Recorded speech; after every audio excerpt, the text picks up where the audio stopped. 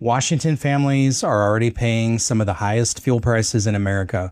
Electric rates are climbing, natural gas rates are climbing, groceries cost more than they did just a few years ago. Now Washington State is moving forward toward linking its carbon market with California and Quebec, creating one massive carbon trading system. State officials say this could stabilize prices and lower costs. Critics say Washington is about to hand over control of a major part of its energy economy to California. Tonight we're breaking down what this proposal actually means, why it matters, and whether Washington families should expect to pay even more in the years ahead. From Seattle to Los Angeles, this is Left Coast News. No apologies, just the truth. Welcome back to Left Coast News. If you're new here, we focus on the policies, politics, and economic issues impacting Washington, Oregon, and California. Tonight, we're looking at a proposal that most people have never heard of, but could affect everything from fuel prices to utility bills. It's called carbon market linkage. And while it sounds boring enough to cure insomnia, it could have very real consequences for every household in Washington state. What is Washington's carbon market? Let's start with the basics. Washington's Climate Commitment Act created what's known as a cap and invest program. Under the system, large emitters must purchase carbon allowances for the greenhouse gases they produce. Think of these allowances as government-issued permits. Oil refineries need them, natural gas utilities need them, major industrial facilities need them. If you emit carbon above a certain threshold, you have to buy allowances at auction. The state limits how many allowances exist. That creates scarcity. Scarcity creates higher prices, and higher prices are intended to encourage businesses to reduce emissions. That's the theory. The reality is that businesses don't simply absorb these costs. They pass them on to you. That's exactly what happened after Washington launched the program in 2023. Allowance prices came in significantly higher than many state projections. Fuel suppliers immediately faced new compliance costs. Those costs worked their way through the supply chain, and Washington suddenly found itself with some of the highest gas prices in the nation. For families already struggling with inflation, that wasn't an academic exercise. It was a very real hit to their wallets. Now Washington wants to join California. The Department of Ecology is now pursuing linkage with California and Quebec. Instead of Washington operating its own standalone carbon market, all three jurisdictions would effectively share one giant marketplace.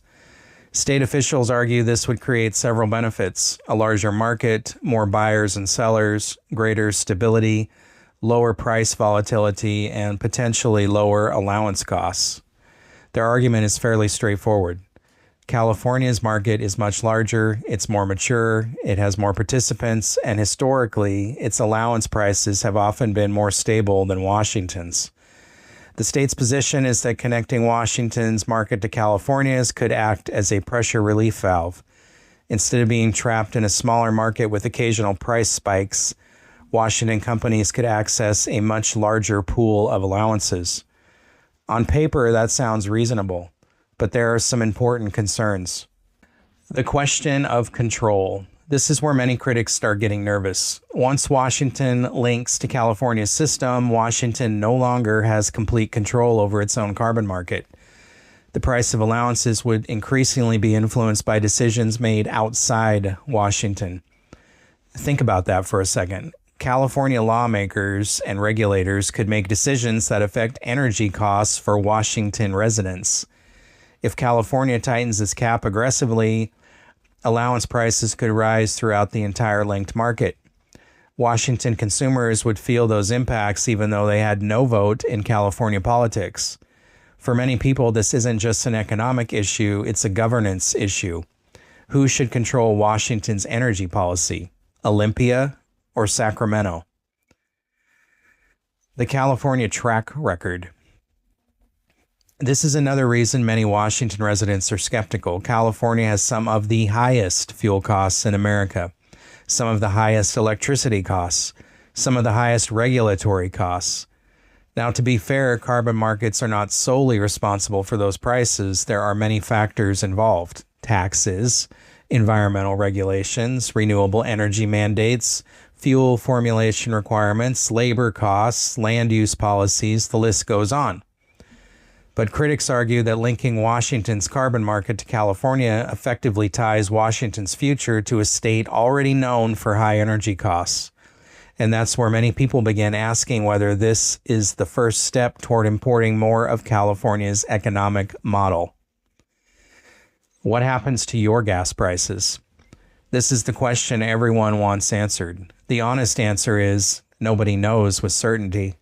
State officials believe linkage could reduce compliance costs, and if compliance costs fall, some pressure could come off fuel prices. That's the optimistic scenario. The skeptical scenario is different. The entire purpose of these carbon markets is to make fossil fuel more progressively more expensive over time. That's not a criticism. That's literally how the system is designed. The goal is to encourage a transition away from gasoline, diesel, and natural gas. If that's the objective, then the long-term direction of travel remains the same. Carbon becomes more expensive. Compliance becomes more expensive. And those costs continue flowing downstream to consumers. The question isn't whether pressure exists. The question is whether linkage slows that pressure or accelerates it. Electricity and natural gas. The issue extends far beyond fuel. Washington families are already seeing utility increases. Puget Sound Energy customers have experienced significant rate increases. Natural gas customers continue facing upward pressure. Utilities subject to carbon compliance costs often seek recovery of those expenses through rates. Eventually, those costs show up on monthly bills. When policymakers say businesses are paying for carbon allowances, remember something important. Businesses don't have wallets. Consumers do. Every major cost imposed on a utility, refinery, trucking company, shipping company, or manufacturer eventually ends up somewhere. And most of the time, it ends up on your bill. The grocery store connection. One thing politicians rarely mention is the hidden impact on food prices. Everything in a grocery store moves on diesel. Farm equipment uses fuel, food processors use energy, warehouses use electricity, trucks use fuel. When energy costs rise throughout the supply chain, food costs often rise too. It's rarely one dramatic increase. It's death by 1,000 cuts.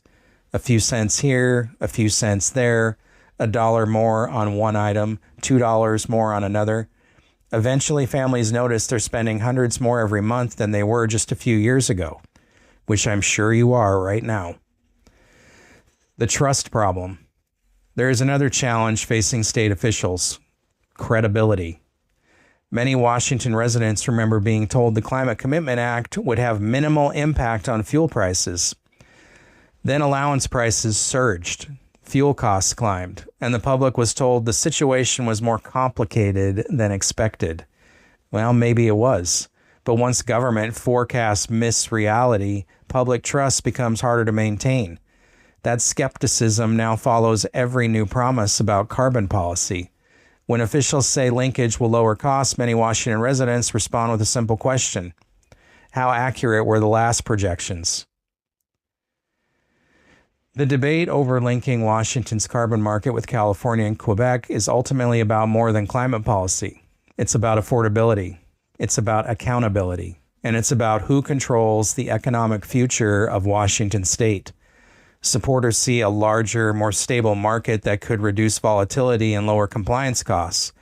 Critics see Washington becoming increasingly tied to California's regulatory decisions and long-term energy strategy.